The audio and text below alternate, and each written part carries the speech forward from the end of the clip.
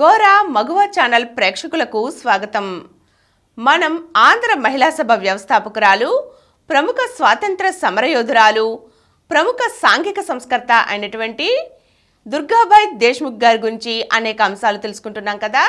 ఈరోజు ఎపిసోడ్లో మరికొన్ని అంశాలు తెలుసుకుందాం. ఆడపిల్లలు తల్లిదండ్రుల అండదండలు ఉంటే ఎంత ధైర్య సాహసాలతో బతకగలరు అనేదానికి చక్కని నిరూపణ దుర్గాబాయ్ దేశ్ముఖ్ గారు. ఆమె బంగారు గాజులు ఆవేశంతో గాంధీజీకి సమర్పించిన పట్టుబట్టలు కాల్చివేసి ఖద్దరు ధరిస్తానన్నా కాదనలేదు పెద్దలు. అంతేకాదు, తాము పట్టు వస్త్రాలను వదిలి ఖద్దరు దుస్తులనే ధరించడానికి సిద్ధమయ్యారు వారు. కాలగర్భంలో కలిసిపోయేదాకా దుర్గాబాయి గారి తల్లి, అలాగే తమ్ముడు అందరూ కలిసి ఒకటిగా బతికారు. ఆంధ్ర మహిళా సభ చరిత్రలో శ్రీ దుర్గాబాయి గారికి ఎంత స్థానం ఉందో, ఆమెకి అండగా నిలిచిన కృష్ణవేణమ్మ గారికి అంతే స్థానం ఉంది. తమ్ముడు నారాయణరావు గారు ఏ ఉద్యోగం చేసినా రెండో ఉద్యోగం అక్కగారి వెనుకనే. ఆమె గారి వేగానికి, ఆయన నిదానానికి తేడా అంతా ఇంతా కాదు.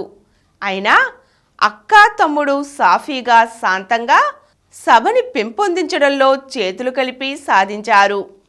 దుర్గాబాయి గారు ఎదగని ఎత్తుల్లేవు, కానీ ఆమెని ఎప్పుడూ ఓడించగలిగిన ఓరిమి కృష్ణవేణమ్మ గారిదే. ఆంధ్ర మహిళా సభ ఆ రూపంలో ఏర్పడటానికి ముందు the little ladies of Brindavan ఇంకా ఊహల్లో కూడా లేనప్పుడు ఒక మహా వటవృక్షానికి తెలియని బీజాలు నాటింది కాకినాడ దుర్గాబాయి గారి హిందీ పాఠశాల. దాని ప్రిన్సిపల్ వయసులో చిన్నది, విద్యార్థులు వయోజనులు. అందుకే అది ముందుగా అందరి భావనను, తరువాత అందరి ఆదరణకు నోచుకుంది. అదే దుర్గాబాయి గారి భవిష్యత్తుకి తెలియకుండా వేసిన పునాది అయింది. నది ఏ ఊటతోనో ప్రారంభం అవుతుంది. అది కంటికి కనబడకపోవచ్చు. కనబడడం ప్రారంభించిన చోటనే దాని పుట్టుకగా మనం చెప్పుకుంటాం. అక్కడి నుంచి దానిని గమనిస్తూ సాగుతాం. న్యాయమే కదా. ఆంధ్ర మహిళా సభ అనే జీవనదికి ప్రారంభోత్సవం మాత్రం ఈ బాలికా పాఠశాలే. అది ఆమెకు ఎంత దోహదకారి అయిందో గమనిస్తూ పోతే ఆశ్చర్యం, ఆనందం కలుగుతాయి. దాదాపు 600 మంది స్త్రీలని వాలంటీర్లుగా తయారు చేసి కాకినాడలో జరిగే కాంగ్రెస్ సభకి సంసిద్ధంగా ఉన్నాను అనుకున్న దుర్గాబాయి గారికి కార్యకర్తలు నిరాశ కలిగించారు. గాంధీజీ గాలి ఉధృతంగా వీస్తూ ఉంది.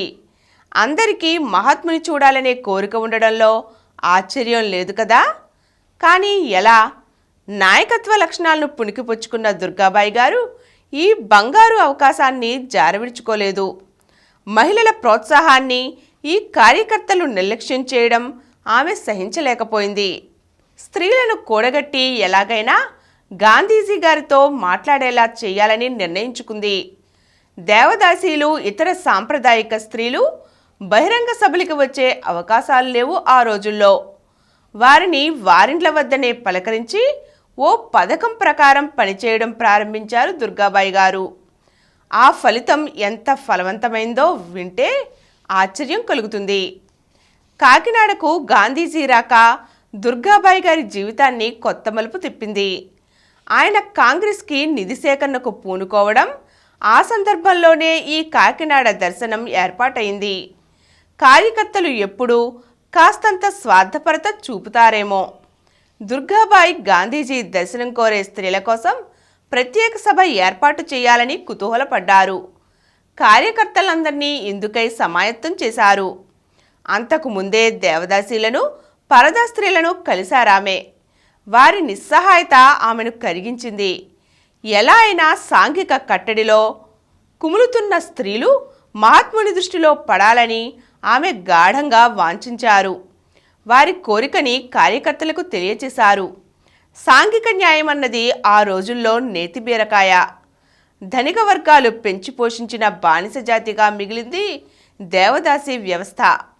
అలాగే దురాచారాల కట్టడిలో మగ్గిపోతూ సభ్య ప్రపంచం కోరుకుంటున్నదేమిటో తెలియని జడస్థితిలో మిగిలిపోయిన సాంప్రదాయ స్త్రీవర్గం కళ్ళు తెరవాలంటే మహాత్ముని వంటి వ్యక్తి కంటపడాల్సిందే.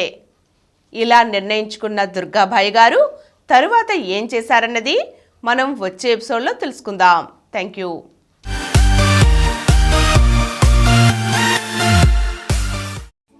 ఈ కార్యక్రమం మీకు ఎంతో నచ్చింది కదా. ఇటువంటి మరిన్ని వీడియోల కోసం అనతి కాలంలోనే 20 కోట్ల వ్యూస్ సాధించిన డాక్టర్ సమరం మల్టీ ఛానల్ నెట్వర్క్ సమర్పించు గోరా మగువ ఛానల్కు సబ్స్క్రైబ్ చేయండి, లైక్ చేయండి, మీ ఫ్రెండ్స్కి షేర్ చేయండి. అలాగే ప్రక్కనున్న గంట సింబల్ని ప్రెస్ చేయడం మర్చిపోకండి. Please download Samaram multi-channel app and watch your favorite channels from your mobile. App available on Google Play Store and subscribe to the channels.